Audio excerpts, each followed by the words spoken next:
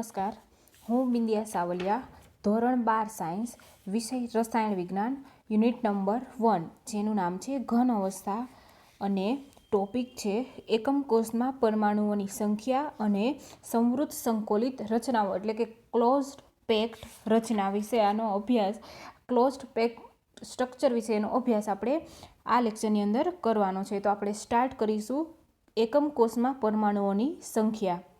તો એ પહેલાં આપણે આગળના લેક્ચરની અંદર ચાલેલું છે એના વિશે થોડી ડિસ્કસ કરી લઈએ. તો આગળના લેક્ચરની અંદર આપણે સ્ફટિકમય અસ્ફટિકમય ઘન પદાર્થનો તફાવત, સ્ફટિકમય ઘન પદાર્થોનું વર્ગીકરણ, પછી ઘન અવસ્થાની સામાન્ય લાક્ષણિકતાઓ, પછી સ્ફટિક, લેટિસ અને એકમ કોષો વિશેનો અભ્યાસ કરેલો અને આદિમ એકમ કોષના જે પ્રકાર છે એના વિશેનો આપણે અભ્યાસ કરેલો છે. હવે આ લેક્ચરની અંદર આપણે એકમ કોષમાં પરમાણુઓની સંખ્યા વિશેનો અભ્યાસ કરવાનો છે. તો હવે આપણે જાણીએ છીએ કે સ્ફટિક લેટિસ છે, એકમ કોષ છે એ શેમાં હોય છે? સ્ફટિક લેટિસમાં. તો સ્ફટિક લેટિસ છે એ શેનો બનેલો હોય છે? તો કે સ્ફટિક લેટિસની અંદર જે ઘણા એકમ કોષ હોય છે. હવે આ એકમ કોષ છે એ શું ધરાવે છે? લેટિસ બિંદુ ધરાવે છે. અને આ લેટિસ બિંદુની અંદર શું હોય છે? તો કે ઘટક કણ હોય છે. અને આ ઘટક કણ તરીકે શું હોય? તો કે અણુ, પરમાણુ કે આયન કોઈ પણ હોઈ શકે, રાઈટ? તો સ્ફટિક લેટિસ છે એ ઘણા એકમ કોષનો હોય છે અને એની અંદર લેટિસ બિંદુ હોય છે. જે લેટિસ બિંદુ ઘટક કણ ધરાવે છે કે એ ઘટક કણ એટલે કે અણુ, પરમાણુ કે આયન કોઈ પણ હોય છે. હવે આની અંદર આપણે શું જોવાનું છે? તો કે આની અંદર આ ટોપિકની અંદર કે એકમ કોષમાં પરમાણુની સંખ્યા, એની અંદર કે આ ઘટક કણોનો કેટલામો ભાગ, કે આપણે જે કીધું કે ઘટક કણ અણુ, પરમાણુ આયન હોય, તો આ ઘટક કણોનો કેટલો ભાગ વિશિષ્ટ એકમ કોષમાં સમાયેલો છે એની ગણતરી આપણે કરવાની છે. તો અહીંયા આપણે 3 એકમ કોષની ગણતરી કરવાની છે. તો આદિમ ઘન એકમ કોષ, જેને પ્રિમિટિવ ક્યુબિક યુનિટ સેલ કહેવાય છે. પછી બીજો આવશે અંતઃકેન્દ્રિત સમઘનીય એકમ કોષ, કે જેને BCC એટલે કે બોડી સેન્ટર્ડ ક્યુબિક કહેવામાં આવે છે. અને ત્રીજું આવશે ફલક કેન્દ્રિત સમઘનીય એકમ કોષ, કે જેને FCC પણ કહેવામાં આવે છે, face centred cubic unit cell. આપણને એક્ઝામમાં ઘણી વખત જે ગુજરાતીમાં નામ છે, ધારો કે અંતઃકેન્દ્રિત સમઘનીય એકમ કોષ, એ રીતે ન પણ પૂછે, એવું પણ પૂછી શકે કે BCC, અહીંયા FCC, એ પણ રીતે પણ શોર્ટ ફોર્મમાં પૂછી શકાય છે ક્વેશ્ચન. તો આપણે સ્ટાર્ટ કરીશું આદિમ ઘન એકમ કોષમાં પરમાણુઓની સંખ્યા. તો હવે આપણે જોઈશું આદિમ ઘન એકમ કોષ. તો આદિમ ઘન એકમ કોષ કોને ની અંદર જોઈ ગયા છીએ આદિમ ઘન એકમ કોષ. તો આદિમ ઘન એકમ કોષ કોને કહેવાશે? તો કે ઘટક કણો, જે એકમ કોષમાં ઘટક કણો માત્ર ક્યાં હોય? ખૂણાના સ્થાન પર જ હોય. માત્ર ખૂણાના સ્થાન પર હોય તો એવા એકમ કોષને શું કહેવાય છે? આદિમ એકમ કોષ કહેવામાં આવે છે, કે માત્ર ખૂણા પર જ એના પરમાણુઓ હોય છે. તો હવે અહીંયા જે આપણે એક સ્ફટિક આપેલો છે, સાદો ઘન આપેલો છે, તો એની અંદરથી હવે આ જે સ્ફટિક છે, બરાબર, આ એના કેટલા ભાગમાં વહેંચાશે? 8 ભાગ પડશે ને એના, બરાબર. તો ધારો કે આપણે આ ભાગ લઈ લઈએ. તો આ ભાગ છે એની પાછળ એક છે, અહીંયા 2 ભાગ છે, અહીંયા અને અહીંયા, તો એમ કુલ ટોટલ કેટલા? 8 ભાગ થશે, બરાબર. તો આ 8 ભાગની આ 8 ભાગમાં ધારો કે હવે અહીંયા કોર્નર એટલે કે અહીંયા જે ખૂણો લઈએ, અને આ જે સ્કાય કલરનો શાઇન બતાવેલી છે એ શું છે? તો કે જે આપણે એક એકમ કોષ લીધેલો છે, પ્રતિ એકમ કોષ આપણે પરમાણુની સંખ્યા શોધવાની છે. તો ધારો કે આપણે આ એકમ કોષ લીધેલો છે, એના આપણે જે અહીંયા વચ્ચે આપણે શું કરેલું છે? હવે આના 8 ભાગ પાડેલા છે, જે એક સ્ફટિક છે, ઘન છે, એના 8 ભાગ પાડેલા છે. અને એની અંદર હવે એકમ કોષ 8 જોવા મળશે. હવે એની અંદર જે સ્કાય બ્લુ પાર્ટ દેખાય છે, ગોળો દેખાય છે, એ તમને શું કીધેલું છે? કે જે મધ્યમાં એનો ખૂણો બતાવેલો છે. તો હવે આની અંદરથી આપણે ધારો કે આ એકમ કોષ તારવીશું અને એના 8 ટુકડા કરીશું, કે જે 8 એકમ કોષ બનાવશે. હવે આ પ્રતિ એકમ કોષ ખૂણાનો કેટલામો ભાગ આવે છે એ આપણને અહીંયા શોધવાનું છે. તો એના પરથી આપણને પરમાણુની સંખ્યા મળશે. તો આ એકમ કોષમાં ઘટક કણનો કેટલામો ભાગ આવશે એ આપણે શોધવાનું છે. હવે ધારો કે આપણે તો કે 8મો ભાગ. કેમ? કારણ કે વચ્ચે જે ખૂણો બનાવેલો છે એ તો આપણે વચ્ચે સેન્ટરમાં બનાવેલો છે, રાઈટ, અહીંયા. તો હવે આપણે એને ઉદાહરણ દ્વારા અને ભાગ કે એકમ કોષ કેટલા છે? 8 છે. તો કેટલો ભાગ આવવાનો એક એકમ કોષમાં? 1/8 ભાગ આવશે. 8મો ભાગ આવશે. 8નો 8મો. આપણે એક ઉદાહરણ દ્વારા સમજીએ કે ધારો કે એક સફરજન છે એ 8 વિદ્યાર્થીઓને એક સાથે આપવામાં આવે તો એક વિદ્યાર્થીના ભાગ કેટલો સફરજન આવશે? કેટલો સફરજનનો ભાગ આવશે? તો કે 1/8. બરાબર. તો એવી જ રીતના સેમ વસ્તુ અહીંયા એ જ છે. બરાબર. હવે આ એ રચના આપેલી છે કે આદિમ એકમ કોષની જે આપણે વ્યાખ્યા બોલ્યા કે જે એકમ કોષમાં માત્ર ખૂણા પર જ ઘટક કણો એટલે કે પરમાણુઓ હોય તો એવા કોષને આ કોષ કહેવામાં આવે છે. તો અહીંયા પરથી એક એકમ કોષના ભાગમાં કેટલા પરમાણુ આવશે? 1/8મો ભાગ આવશે. તો હવે અહીંયા જે આ બી આકૃતિ આપેલી છે એ શું છે? અવકાશ ભરતી સૂચવે. અવકાશ ભરતી કે જે આપણે કઈ રીતે દર્શાવેલું છે તો કે સાદા એકમ કોષમાં જે વાસ્તવિક ઘટન આપણે આ સાદો એકમ કોષ છે, બરાબર, એની અંદર જે વાસ્તવિક ઘટક કણ છે એને આપણે આ જે ઘટક કણ છે એને આપણે ડોટેડ લાઇન તરીકે આ રીતે દર્શાવાય છે, રાઈટ. એક આ 2 આ 3 અને 4 એવી રીતના 4 આગળ આવશે અને 4 પાછળના ભાગમાં છે. એટલે ટોટલ 8 ઘટક કણ થયા કે જે અવકાશ ભરતી રચનામાં આપણે જોઈ શકીએ છીએ આ રીતે, રાઈટ. આ 1 આ 2 આ 3 આ પાછળ આવશે. તો જે આપણે આ અવકાશ ભરતી રચનાની અંદર જોઈ શકીએ છીએ. અને જે સી આકૃતિ આપેલી છે તે દરેક એકમ કોષમાં સમાવિષ્ટ પરમાણુઓનો વાસ્તવિક ભાગ છે. તો હવે આપણે અહીંયા શોધીએ કે આદિમ એકમ કોષમાં પ્રતિ એકમ કોષ દીઠ પરમાણુની સંખ્યા બરાબર શું થશે? 8 કુલ સંખ્યા બરાબર 8 શું આવશે? ખૂણામાં કેટલા છે? 8 ગુણ્યા મલ્ટીપ્લાય બાય 8ના ભાગમાં કેટલો ભાગ આવે છે? પ્રતિ એકમ કોષના ભાગમાં કેટલો આવશે? કેટલો ભાગ? 1/8. તો 8 કેન્સલ થશે તો કેટલા પરમાણુ મળશે આપણને? 1 પરમાણુ મળશે. તો દરેકનો કેટલો ભાગનો હિસ્સો આવશે? તો કે 8મો ભાગ હશે, રાઈટ. તો આ થશે આદિમ ઘન એકમ કોષ.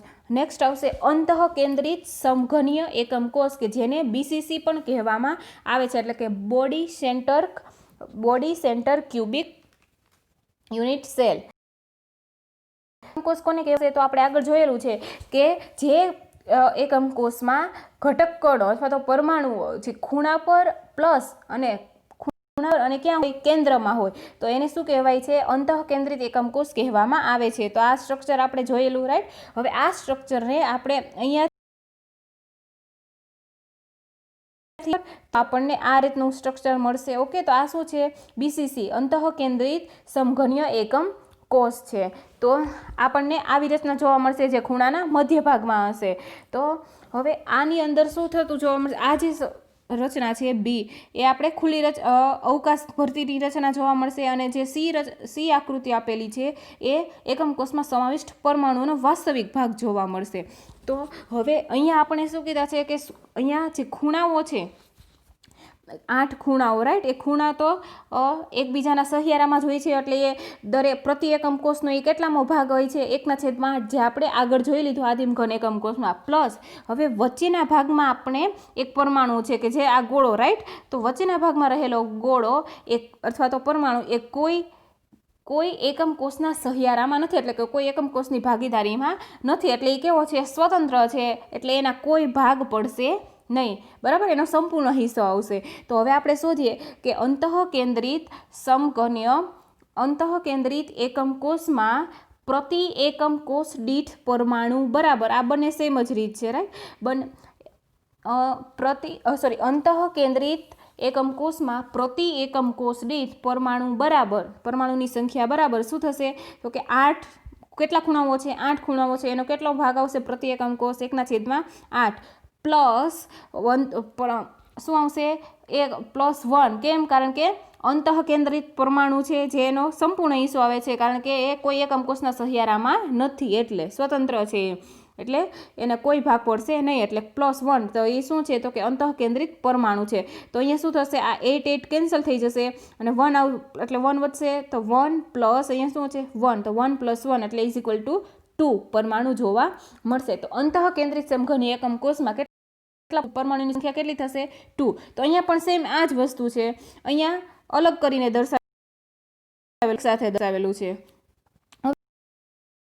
કેન્દ્રિત સમઘનીય એકમ કોષ કે જેને આપણે FCC કહેવામાં આવે છે, એટલે કે face centred cubic unit cell. તો ફલક કેન્દ્રિત એકમ કોષ કોને કહેવાય છે? તો કે જે એકમ કોષમાં ઘટક કણો અથવા તો પરમાણુઓ એ ખૂણાના ભાગમાં તો હોય જ, પરંતુ ફલક પર પણ આવેલા હોય છે. તો એવા એકમ કોષને શું કહેવાય છે? ફલક કેન્દ્રિત એકમ કોષ કહેવામાં આવે છે. તો આ આપણે ફલક કેન્દ્રિત એકમ કોષની આકૃતિ છે. તો આ ખૂણામાં એક એક ઘટક કણો હશે, રાઈટ, પ્લસ ફલક પર તો આ 1, 2, 3 અને 4. હવે આ જે છે એ આગળના ફલકનું અને આ જે છે પાછળના ફલકનો ઘટક કણ હશે. તો કુલ ફલકો કેટલા હોય છે? 6 હોય છે, બરાબર.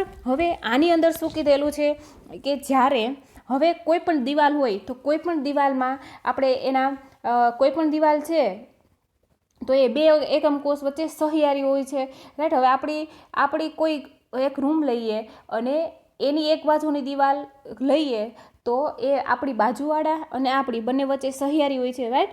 તો હવે કોઈ પણ દિવાલ હોય કે જે બે એકમ કોષ વચ્ચે સહિયારી હોય, એટલે કે એક આગળનો એકમ કોષ અને બીજો પાછળનો એકમ કોષ, તો આ રીતે આપણને એના અડધા ભાગ જોવા મળશે, બરાબર. એટલે કે એક આગળનો એકમ કોષ, એક પાછળનો એકમ કોષ. તો ગોળો છે એ અડધો આગળ અને અડધો કેવો હશે? પાછળ આવશે, રાઈટ, પાછળ હશે. તો ટોટલ ફલક કેટલા છે? 6 ફલક છે, રાઈટ. તો એનો કેટલો હિસ્સો આવશે? તો કે 50% હિસ્સો. તો 50% હિસ્સો છે એ એક એકમ કોષના ભાગમાં આવશે. તો આપણે ગણીએ પરમાણુની સંખ્યા. તો કે ફલક કેન્દ્રિત એકમ કોષમાં પ્રતિ એકમ કોષ દીઠ પરમાણુની સંખ્યા બરાબર કેટલા ખૂણાઓ છે? 8 ખૂણાઓમાં તો આવે જ છે, પ્લસ શેમાં આવશે?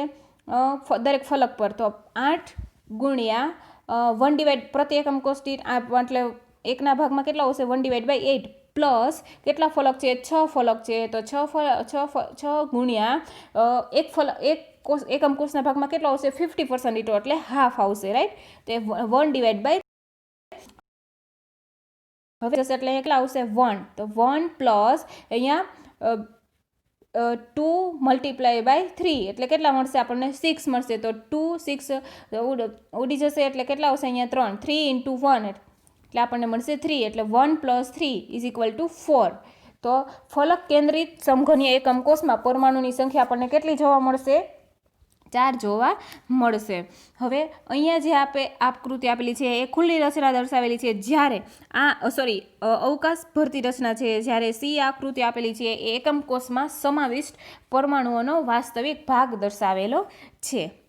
હવે આવશે નેક્સ્ટ ટોપિક, સંવૃત સંકુલિત રચનાઓ કે જેને ક્લોઝડ પેકિંગ રચના પણ કહેવામાં આવે છે, ક્લોઝ પેક સ્ટ્રક્ચર કહેવામાં આવે છે. હવે આ ક્લોઝ પેક સ્ટ્રક્ચરના આપણે 3 ભાગ પડે છે કે એક પરિમાણીય ક્લોઝ પેક રચના, દ્વિપરિમાણીય ક્લોઝ પેક રચના અને ત્રિપરિમાણીય ક્લોઝ પેક રચના. તો હવે ધારો કે કોઈ ઘટક કણ છે, હવે અહીંયા ઘટક કણ તરીકે આપણે ગોળા લીધેલા છે, તો આ ગોળાને આપણે કોઈ એક બોક્સની અંદર ભરીએ અને એ બોક્સ અથવા તો કોઈ ડબ્બાની અંદર ભરી દઈએ, તો એ બોક્સ અથવા તો ડબ્બાને આપણે હલાવીએ તો એ બધા ગોળા છે એ એક સરખી રીતે ગોઠવાઈ જશે અને એમની વચ્ચેનો જે અવકાશ એટલે કે જગ્યા છે આપણને બહુ જ ઓછી જોવા મળશે. તો એ જગ્યા ઓછી જોવા મળશે. એને આધારે આપણે જે 3 પ્રકાર પડે છે કે એક પરિમાણીય ક્લોઝ પેક રચના, દ્વિપરિમાણીય ક્લોઝ પેક રચના અને ત્રિપરિમાણીય ક્લોઝ પેક રચના. એટલે કે એક પરિમાણમાં સંવૃત સંકલન, દ્વિપરિમાણમાં સંવૃત સંકલન અને ત્રિપરિમાણમાં સંવૃત સંકુલન જોવા મળશે. તો આપણે સ્ટાર્ટ કરીશું એક પરિમાણમાં સંવૃત સંકલન. તો એક પરિમાણમાં સંવૃત સંકલન કોને કહેવામાં આવે છે? તો જોઈએ હવે કે એક પરિમાણીય ક્લોઝ પેકિંગ રચનામાં શું જોવા મળશે?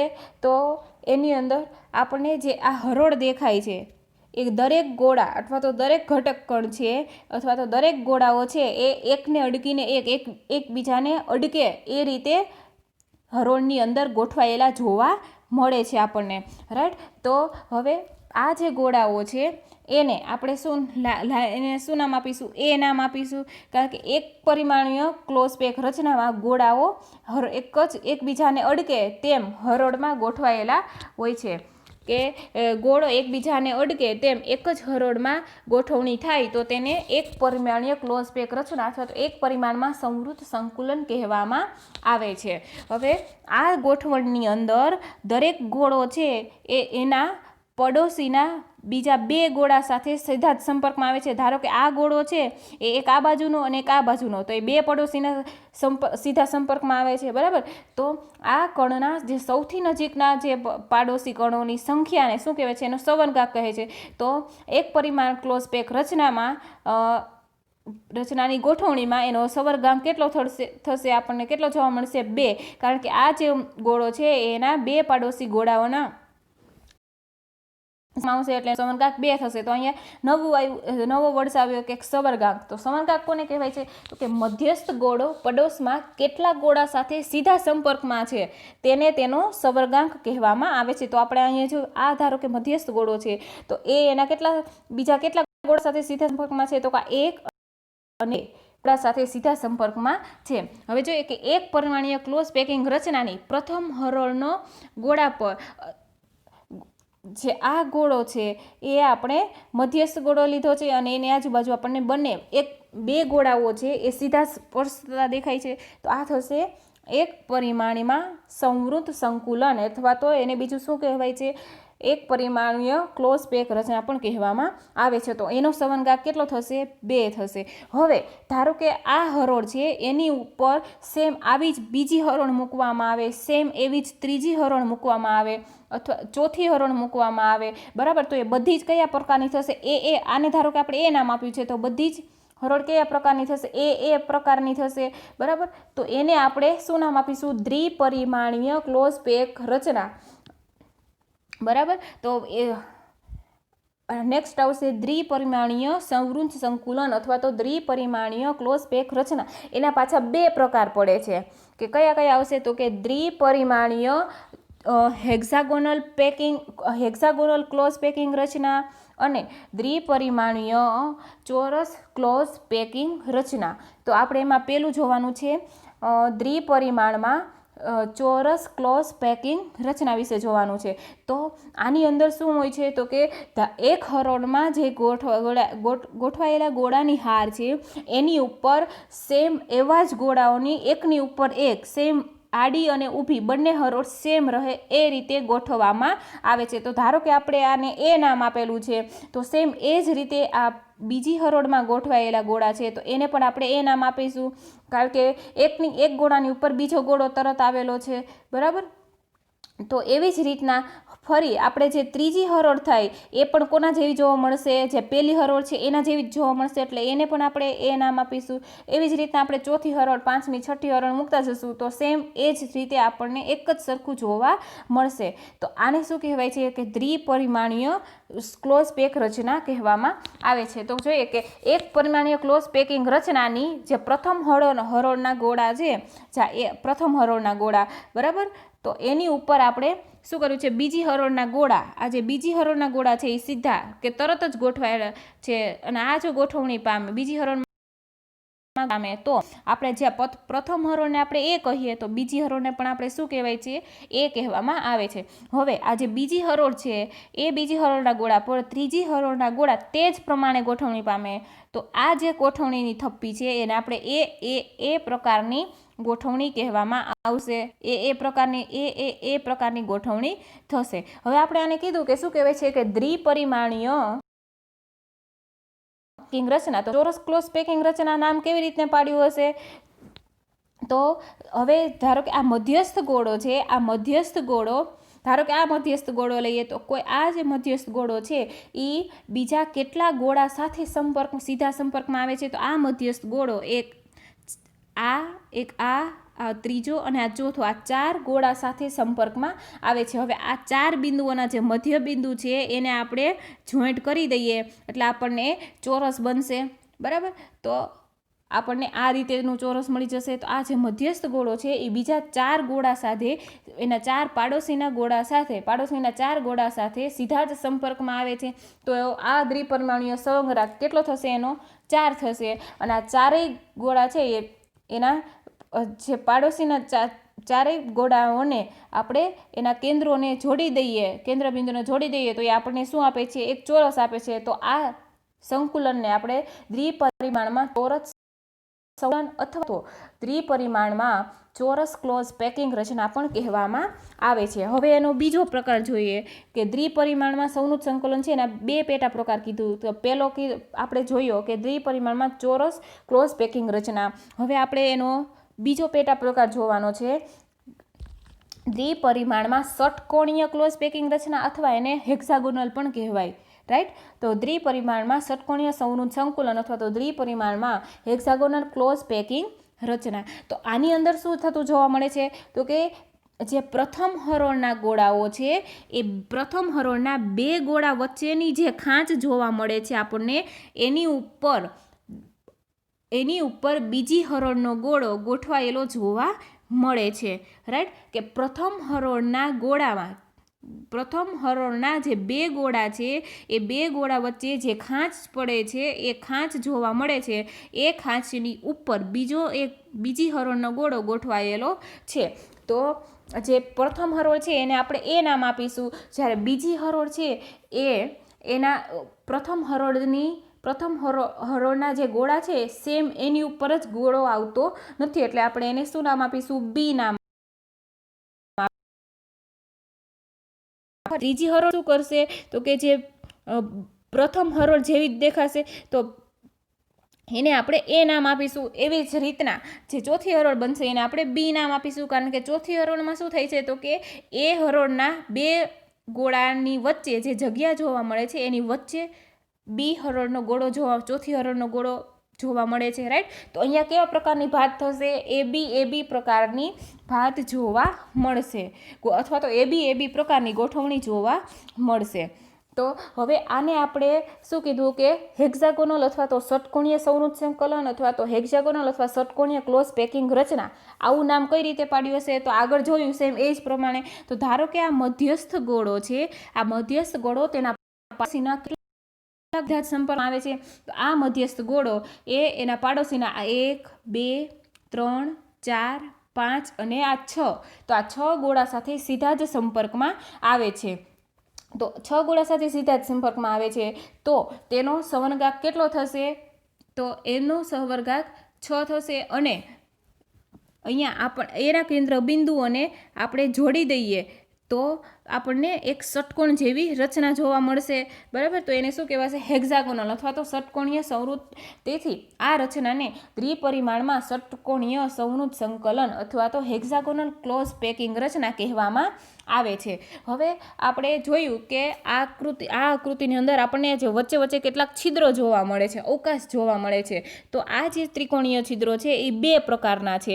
તો કયા બે પ્રકારના છે? તો કે એક હરોળમાં જે આ હરોળ છે એ આ હરોળની અંદર ત્રિકોણીય છિદ્રો, એક હરોળમાં ત્રિકોણના શિરોબિંદુ એ ઉપરની તરફ હોય છે. રાઈટ.